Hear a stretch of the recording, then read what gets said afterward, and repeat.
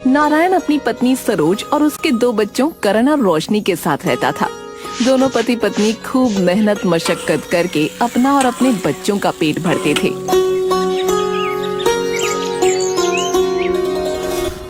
सरोज, हर बार ठंड में तापमान इतना नीचे तो नहीं जाता था, लेकिन इस साल तापमान बहुत ज्यादा गिर गया है। हाँ, आप सही कह रहे हैं। इस बार तो गांव के लोग बहुत ज्यादा परेशान हैं। दिन हो या रात हो, लोग ठंड से ठिठुर रहे हैं। इस साल तो बहुत ज्यादा ठंड पड़ रही है। काम करना बहुत मुश्किल हो गया है। घर से निकलते ही ठिठुरन शुरू हो जाती है। नारायण अपनी मालकिन मधु के घर खाना बनाने चला जाता है। सरोज अपने बच्चों को सरकारी स्कूल छोड़कर फूल बेचने चली जाती है। नारायण, तुम जल्दी से सारे काम निपटा लो। तुम्हें पता है ना, आज हमारे घर पर पार्टी है।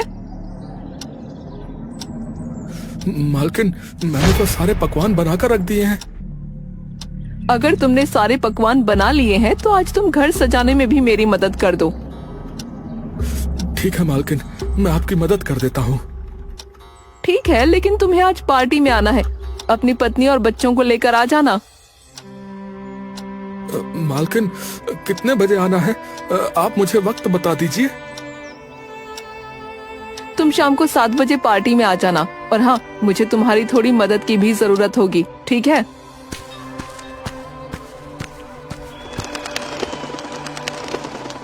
नारायण अपनी पत्नी और दोनों बच्चों को तैयार करके शाम को 7 बजे पार्टी में आ जाता है। पार्टी बहुत शानदार थी।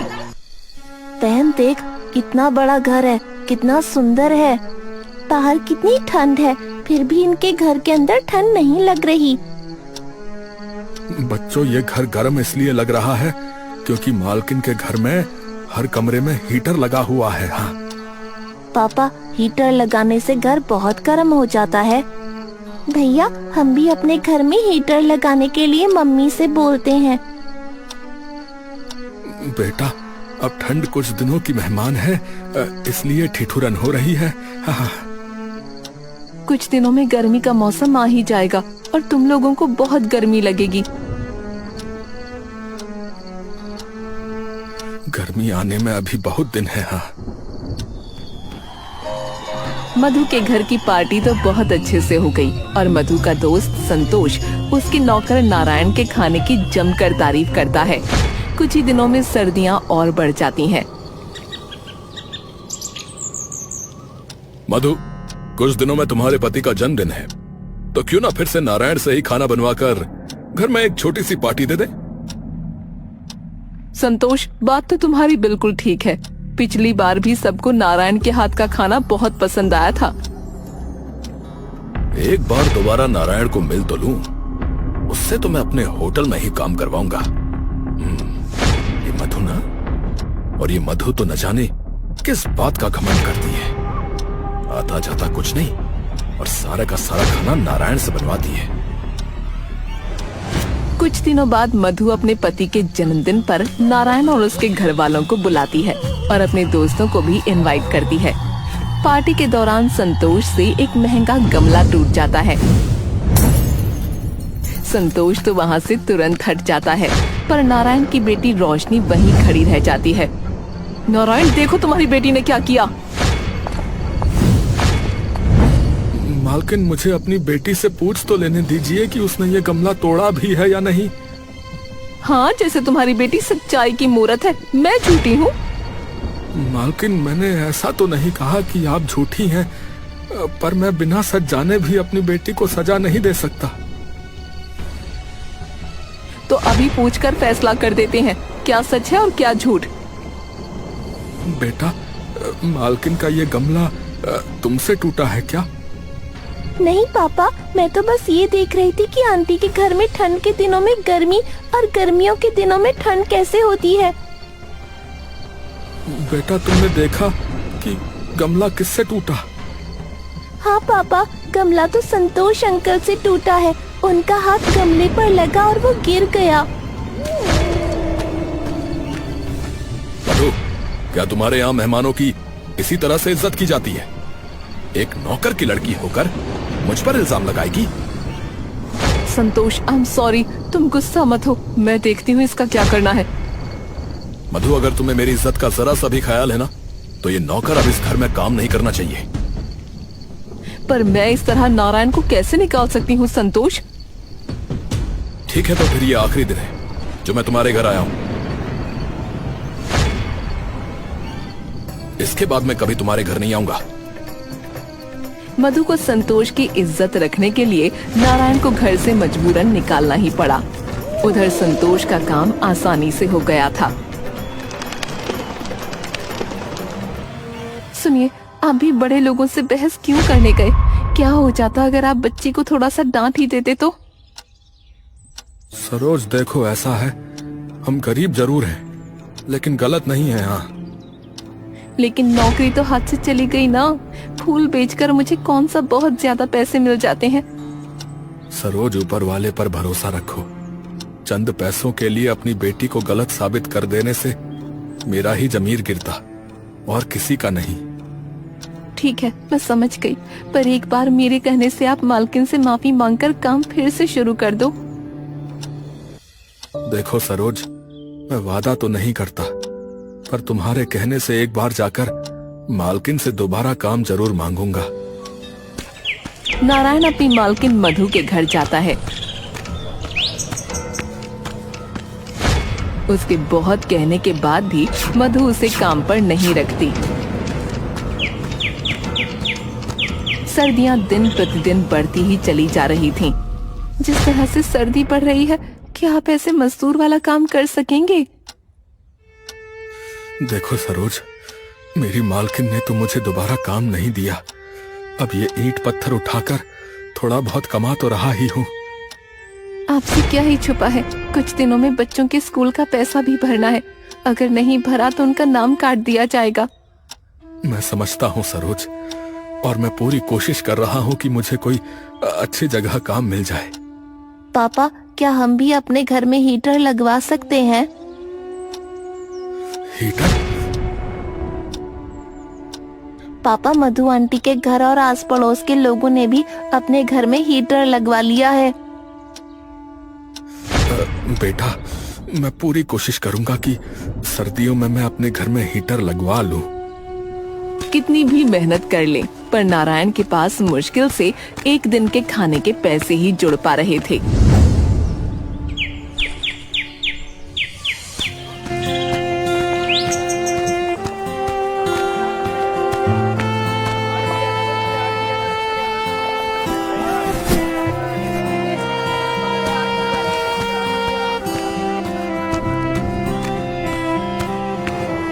हे भगवान, अब तो खाना बनाने के लिए आटा भी नहीं है। अब मैं आटा कहाँ से लाऊं? मेरे पास तो अब और पैसे भी नहीं हैं। क्या हुआ? आप इस तरह से परेशान क्यों हैं? सरोज, मुझे जो तनख्वाह मिली थी वो सब घर खर्चे में खत्म हो गई। मेरा क्या है, मैं तो पानी पीकर भी सो जाऊंगा, पर बच्चों को और तुम्हें भूखे पेट नींद कैसे आएगी? कोई बात नहीं, खाना आज मैं अपने साथ लेकर आई हूँ। सेठ जी के यहाँ पर आज दावत थी, तो उन्होंने कुछ खाना बच्चों के लिए भिजवा दिया है। उस रात तो भगवान की कृपा से सभी को खाना मिल गया था। अगले दिन सुबह नारायण फिर काम की तलाश में निकलता है। तभी उसे रास्ते में संतोष मिलता है। अरे नारायण, कैसे हो? इस तरह परेशान क्यों घूम रहे हो? छोटा मुंह बड़ी बात साहब, आपका तो घर पैसों से भरा होगा, लेकिन फिर भी आपने हम जैसे नौकरों का जरा भी ख्याल नहीं रखा। ऐसी बात नहीं है नारायण, मैंने तुम्हें ढूंढने की बहुत कोशिश की। मानता हूं मेरा तरीका गलत था, पर मैंने जानकर ये सब नहीं किया। साहब, आप लोग बड़े लोग हैं, आपको दर बदर नहीं भटकना पड़ता, पर हम जैसे गरीब लोग कहां जाएंगे? देखो, माफी मांगने से तो कुछ नहीं मिल पाएगा तुम्हें, पर हाँ, मेरा होटल है। अगर तुम वहां बावर्ची का काम करो और तुम्हारे हाथ का खाना सबको पसंद आए, तो तनख्वाह जरूर मिल सकती है। नारायण खाना बनाने के काम पर लग जाता है और ग्राहकों को खाना सर्व भी करता है। ऐसे ही शाम हो जाती है और होटल क्लोज होने का वक्त आ जाता है, पर अभी भी लोगों की भीड़ कम नहीं होती। चलो, आज तो सारी डिशेस बिक गई और भीड़ भी कम नहीं हुई, इसलिए कल से तुम्हें और डिश बनानी होंगी। साहब, मैं बहुत ही स्वादिष्ट नाश्ता भी बनाना जानता हूँ। ठीक है, तो ये लो आज के काम के पैसे, 500 रुपए। धन्यवाद साहब, आपने आज मेरे घर वालों को और मुझे भूखा सोने की नौबत नहीं आने दी। नारायण होटल से निकलकर सबसे पहले राशन की दुकान पर जाता है। वहाँ से राशन का सामान खरीदकर घर आ जाता है। सरोज, भगवान ने हमारी सुन ली। ये लो, हफ्ते भर का राशन और सब्जियाँ। आपके पास इतने सारे पैसे कहाँ से आए? कोई अच्छा काम मिल गया क्या? सरोज, भगवान से प्रार्थना करो कि साहब का काम चल जाए, और अगर कल भी इस तरह से उनके होटल में भीड़ लगी रही तो वो मुझे कल मेरी महीने की तनख्वाह बता देंगे। आपको किसी होटल में काम मिला है? फिर तो साहब बहुत अमीर होंगे, है ना? हाँ सरोज, मेरी जो मालकिन थी उनके दोस्त नहीं थे संतोष जी, संतोष जी का ही होटल है, और उन्होंने मुझे आज की तनख्वाह 500 रुपए दी थी।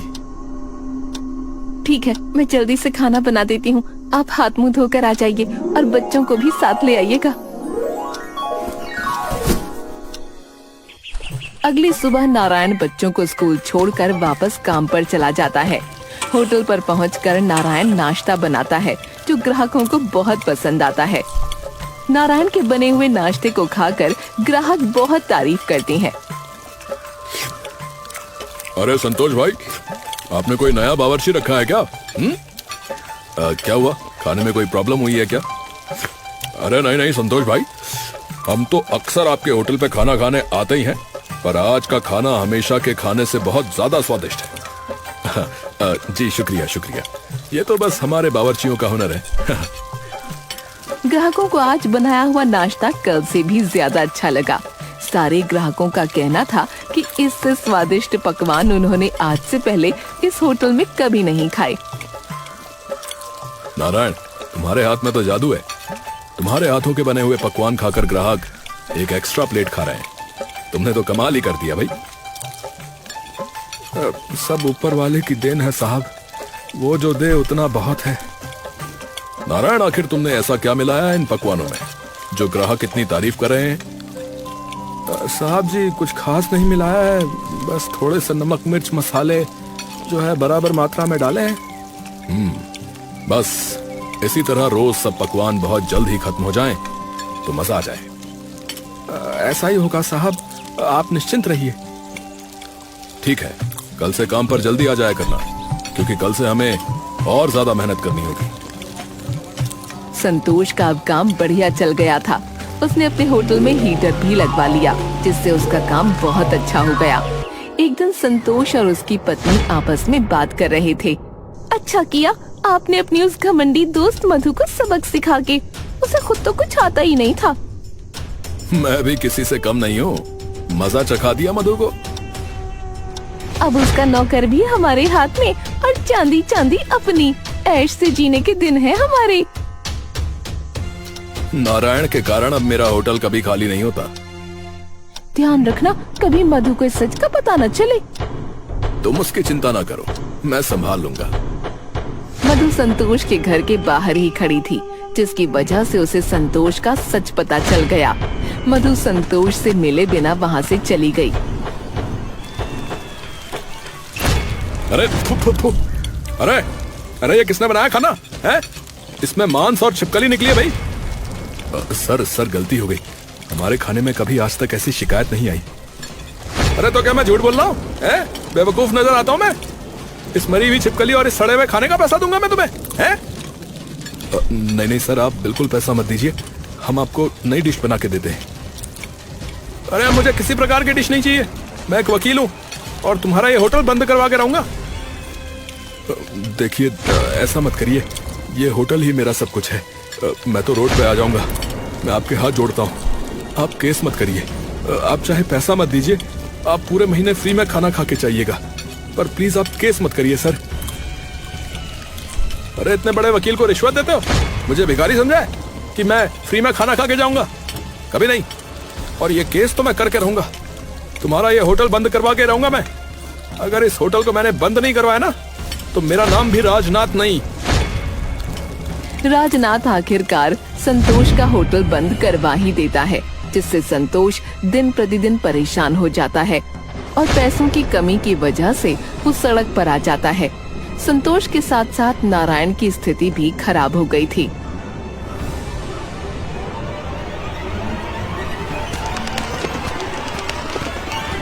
नारायण, सुना है तुम जहाँ काम करते थे उनका होटल बंद हो गया है। मालकिन, आप घर कैसे आई? आइए बैठिए ना।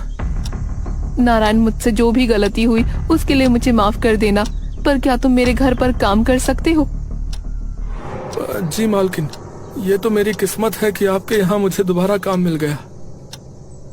ठीक है, मैं तुम्हें 10,000 रुपए दूंगी और अपनी पत्नी को भी साथ लाना। मैं उसे भी 10,000 रुपए दूंगी काम करने के। आपका बहुत बहुत धन्यवाद मालकिन। अगले दिन नारायण और उसकी पत्नी दोनों मधु के घर काम करने लगते हैं। वक्त बीतता है, संतोष अपने हालात से परेशान होकर आखिरकार मधु के घर पहुंचता है। मधु, मैं कई दिनों से बहुत परेशान था, पर तुमसे कहने की हिम्मत नहीं थी। क्या हो गया संतोष? तुम तो बहुत ज्यादा परेशान लग रहे हो। मैं पहले तुमसे माफी मांगना चाहता हूँ। मैं समझी नहीं, किस बात की माफी संतोष? नारायण की बेटी ने वो गमला नहीं तोड़ा था और मैं जानकर नारायण को तुम्हारे घर से निकलवाना चाहता था। पर नारायण से तुम्हें क्या फायदा होता है संतोष? नारायण बहुत अच्छा खाना बनाता था, इसलिए मैं उसे अपने होटल में रखना चाहता था। मैंने किया भी वही, उसे यहाँ से निकलवा कर अपने होटल में रख लिया था। तभी वहाँ पर नारायण और उसकी पत्नी दोनों आ जाते हैं। उन दोनों को देखकर संतोष हैरान और चकित रह जाता है। नारायण, तुम यहाँ कैसे काम कर रहे हो? वो तुम्हें नारायण नहीं, मैं बताऊंगी। ये सब क्या चल रहा है? मुझे तो कुछ समझ ही नहीं आ रहा है मधु। मुझे ये बात बहुत पहले ही पता चल गई थी कि जो कुछ भी हुआ वो तुम्हारा किया धरा था। जब मधु कुछ बताती, वहाँ राजनाथ भी आ पहुँचा, जिसे देखकर संतोष के साथ साथ नारायण भी हैरान रह गया। मालकिन, यही तो थे जिन्होंने संतोष जी का होटल बंद करवा दिया। मधु, तुम इन्हें भी जानती हो क्या? सबके सवालों का जवाब मिलेगा। राजनाथ मेरा ही दोस्त है। जब संतोष ने मेरे साथ धोखा किया, तब मैंने राजनाथ को सारी बातें बताकर ये प्लान बनाया और इस प्लान के मुताबिक मैंने सारे काम कराए ताकि संतोष को अपनी गलती का एहसास हो जाए। तुम्हारा होटल मैंने टेम्पररी बंद करवाया भाई, तुम्हें बस तुम्हारी गलती का एहसास कराने के लिए। पर आप लोगों ने अपने इस खेल में मुझे क्यों शामिल किया? ये गलती मेरी ही है।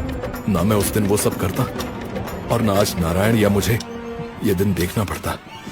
तुम माफी के लायक तो हो नहीं संतोष, पर मैं फिर भी तुम्हें माफ कर रही हूँ। देखो मधु, मैंने तुम्हें धोखा देने का कभी नहीं सोचा था, पर तुम्हारे घमंड के कारण मैंने ये सब करा और इसमें मेरा भी फायदा था।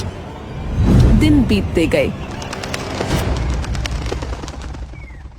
और मधु ने नारायण को 15,000 की तनख्वाह देना शुरू कर दिया था। संतोष का होटल भी उसे वापस कर दिया गया। एक दिन नारायण काम पर जा रहा था, तभी उसे एक दुकान पर हीटर दिखा। भैया, ये हीटर का क्या दाम है? ये मात्र 10,000 की है भैया। 10,000? ये तो बहुत ज्यादा महंगा है भैया। अरे भैया, अगर नया हीटर खरीदने जाओगे तो 30,000 से कम का नहीं आएगा। अच्छा ठीक है, पर मैं इसके 5,000 दूंगा। ये सही से चलता तो है ना? हाँ, बिल्कुल सही से चलता है। अगर 6 महीने से पहले ये हीटर बंद हो जाता ना तो इसकी सारी रिपेयरिंग की सर्विस बिल्कुल फ्री होगी भैया। ठीक है, मैं 5,000 दूंगा। अगर तुम्हें देना है तो दे दो भैया। अच्छा चलो ठीक है, ले जाओ भैया, बोने का टाइम है, चलो ले जाओ। नारायण दुकानदार को अपने घर लेकर जाता है। वो आदमी घर पहुंचकर हीटर लगा देता है। हीटर चालू करते ही गरम गरम हवा घर में फैलने लगती है। बच्चे भी इस गर्म हवा का मजा उठाते हैं। वाह रोशनी, कितना मजा आ रहा है। हीटर की गर्म गर्म हवा से ऐसा लग रहा है जैसे भट्टी जलाई हो। हाँ भैया, इतनी ठंडी में ये गर्म हवा सूरज की चादर जैसी लग रही है। घर में हीटर के लगते ही बच्चे बहुत खुश हो जाते हैं। सरोज जैसे ही घर पर आती है वो भी हीटर की हवा खाकर खुश हो जाती है। आपने आखिर बच्चों की इच्छा पूरी ही कर दी। अरे कैसे ना करता भला, बच्चे तो आखिर मेरी जान है, परिवार से बढ़कर मेरे लिए कुछ भी नहीं। हीटर लग जाने की वजह से बच्चे बहुत खुश हैं और मैं भी। आपकी कमाई भी अच्छी होने लगी है। हाँ, बस तुम्हारा साथ और भगवान का हाथ सर पर रहेगा तो ऐसे ही आगे बढ़ता रहूंगा। मधु अपनी जिंदगी में खुश थी और संतोष अपनी गलती का पश्चाताप करने के लिए नारायण के बच्चों की स्कूल की फीस भरता है।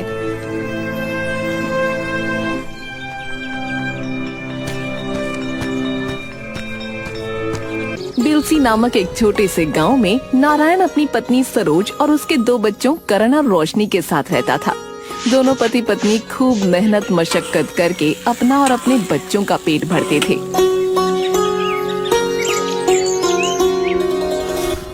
सरोज, हर बार ठंड में तापमान इतना नीचे तो नहीं जाता था, लेकिन इस साल तापमान बहुत ज्यादा गिर गया है। हाँ, आप सही कह रहे हैं।